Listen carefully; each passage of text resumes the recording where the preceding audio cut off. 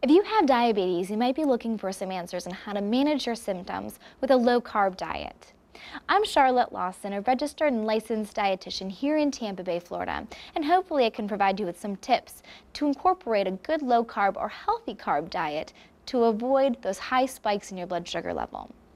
Now, diabetes is directly affected by the amount of carbohydrates we have. So when checking nutrition facts label, make sure that you're checking out total carbohydrates and not just the sugar content.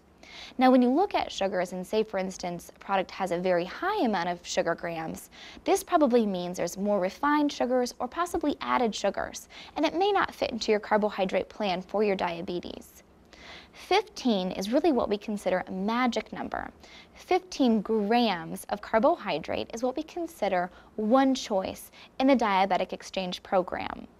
Now, by moderating the amount of exchanges you have at different times of the day, you can try to help your blood sugar levels stay more consistent, avoiding those spikes and lows.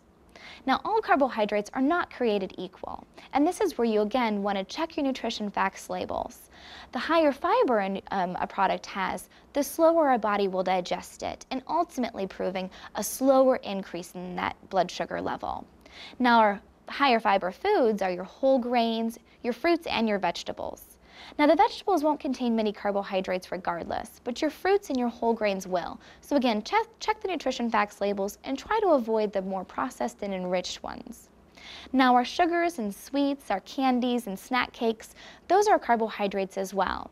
Now, I'm sure we all have a sweet tooth at some point, so try to be moderate about your portion sizes. If you have a nutrition facts label, try to stay under that 15 grams. You'll start to notice that things that have a lot of added sugar or concentrated in sweet will have a smaller portion size and a larger carbohydrate amount. And that's where you just have to play that check and balance. Do I want to have that sweet piece of candy or cake, but then maybe incorporate some other non-carbohydrate sources, for instance, proteins or your vegetables? Now, I forgot to mention that other than the whole grains and the fruits, dairy products also do contain a certain amount of carbohydrate, and they are important to watch out for because they can increase your blood sugar levels. But with dairy products, normally they have that good source of protein as well, and they're not as much of a spike in our blood sugar as you would with the refined grains. Now, those are just a couple tips to manage your type 2 diabetes. If you need more help, check out the mypyramid.gov or the National Diabetes Association for some great tips as well. I'm Charlotte, and eat happy.